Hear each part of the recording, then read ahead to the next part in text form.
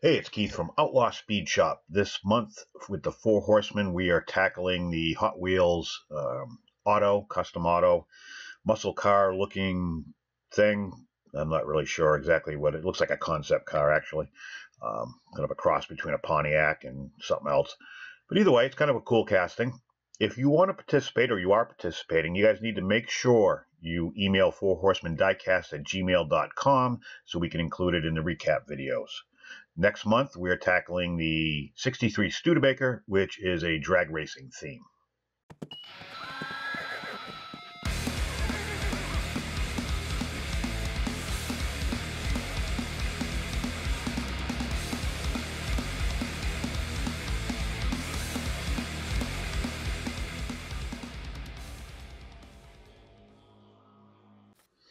So on par with my last couple builds, this turned into, as my grandmother used to like to say, a shit show. I had an idea, and I'm not really sure where it went wrong. The idea was good, I think, but the execution, insofar as what I had for materials, just really screwed everything up. The goal was to be able to put this. I had a spare Zinger frame and motor kicking around, or chassis and motor, and I wanted to put this on there. I just wanted to make it really wild and crazy looking, and because I'm not a big fan of the plastic base, I just figured it would be kind of cool, and it gets spare parts used up. I keep everything, so that's the chassis and that's the motor, both metal, both really cool. I just thought it would fit with the theme.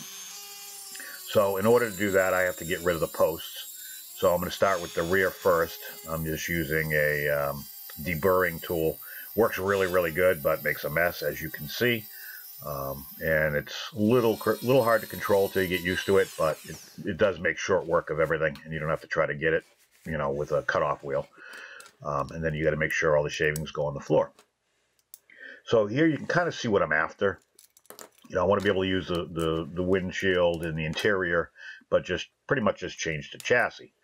A little bit of trimming and cutting to make it work, and I fit it, I don't know, probably 10-15 times. I only show a few on camera, but the wheels were in the interior, recessed over, so you can see the little tabs right there. I'm going to cut those off. That gives me a little bit more of a flat surface to be able to mount the interior to that chassis. And one of the contributing factors was making sure that the wheelbase was the same, and that I got lucky, and that kind of worked out. And that's probably the only thing I got lucky on with this build. And you can see how I'm trying to just get it as low as I can, make it sit in there, flush, and at the same time, not look too crazy, because obviously the original interior piece, I'm not sure what this came off of. I think it was a Challenger or something. I'm not sure. Malibu, maybe. It's been a while. I still got them. I took it apart. I still got both pieces. I could have just put the whole thing back together, I guess. But either way, it's just a matter of fitting it and trying it and fitting it and trying it. Obviously, if I'm not using the base, I need to cut off the tail section and the front section because it's molded in, and that's got to go onto the body itself. I always cut big first, and then I trim to fit. It's just easier that way. Instead of trying to get it right the first time, I just cut it big, and then I can kind of, like in this case, put the chassis on, mark off where I need to clear off in this case, the rear bumper, so that it still has the rear bumper that can glue into the actual body, but clear the Zinger chassis at the same time. So that's kind of what I do. I do it both front and back. And again, I always fit with everything on this, except for the glass. I've gone through fitting before and skipped a few things and didn't bother like putting the interior in to make sure that the bumpers fit. And there was interference, and I didn't find out till the end. So it's best to take the extra couple seconds and just put everything together and make sure everything fits the way it's supposed to. So I'm going to want to put the motor out of the Zinger in there as well. So I need to clean out the actual interior piece where the motor should sit, And right now I'm just using my cutoff wheel. You can use a knife, you can use, you know, whatever you want, I guess. I just use, if you watch any of my videos, I use the cutoff wheel for 90% of the things I do, just because it's fast, it's easy, and I'm comfortable using it. So, you know, to each their own. So now obviously I have to cut the hood, and I'm just actually going to cut the hood out. I'm not going to go and just create a little section where the hood would go, where the motor would go. I'm cutting the whole thing. So I drilled 4 holes, 1 in each corner, and I'll use my coping saw. I'll spare you the aggravation of me breaking blades. But I make sure, you know, the motor's going to fit in there. And then pretty much with an assortment of files and grinding tools, clean out and make it all nice and flush and look pretty. This casting has a lot of body lines. My camera is not focusing because I was like right on top of it. There we go. To start off, I use a sanding disc that I got from my Dremel tool. Works pretty good. You just got to be careful, because if you go too fast or you put too much pressure, it will shape the metal, which in some cases works out really, really well. But to get rid of some slight imperfections, you know, maybe a 1/3 speed. Just don't put a lot of pressure on it. Go fast. As far as movements, don't stay in one area too long, and it'll take out a lot of imperfections. I gotta stop drinking before I do these voiceovers. But overall, the sanding discs work really, really well.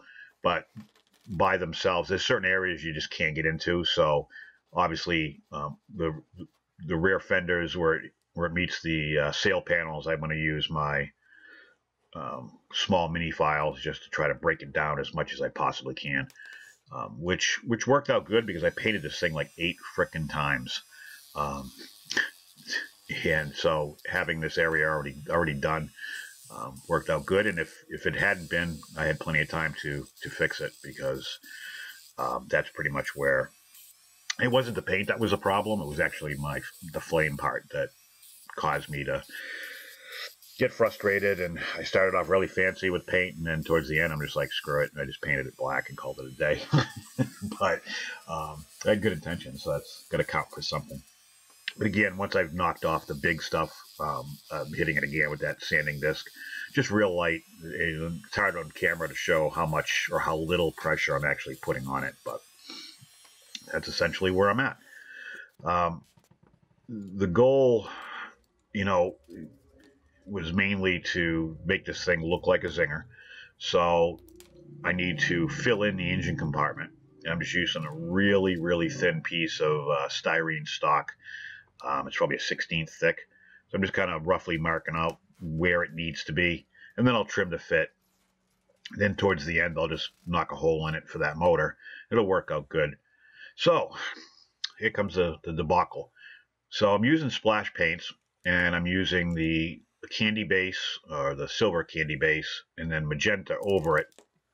And they recommend it goes over black. So I'd primed it black. Then I put the silver base on it, and then I did the magenta. So it looks great.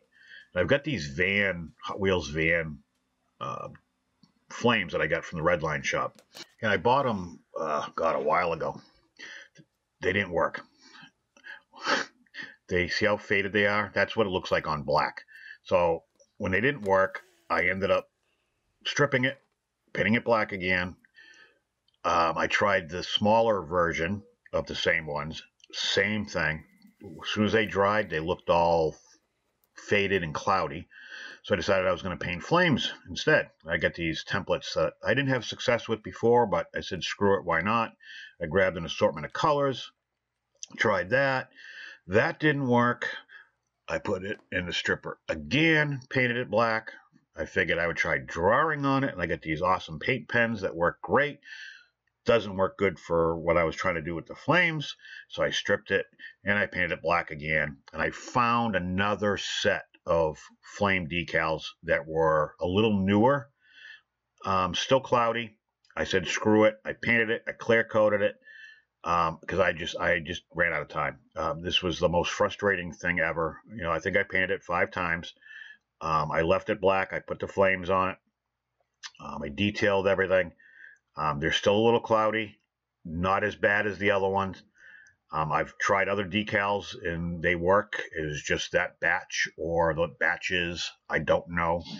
If you like what you see, make sure you subscribe. Don't forget to ring the bell to get notified whenever I put out one of these videos. So anyways, this is what I started with, Hot Wheels Otto. Pretty cool casting. And this is the end result. I didn't take any pictures. I just did the video because I'm actually what I was going to do was video this on fire, like literally flames, because I was going to throw up my fire pit and that was going to be my final reveal. That's how pissed off I was. Overall, I mean, it came out good. It looks good from afar, but it's far from good.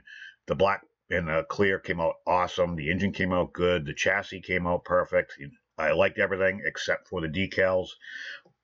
They're not as cloudy as the other ones, but still cloudy.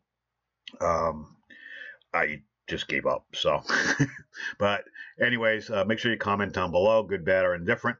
And overall, I will catch you on the next one.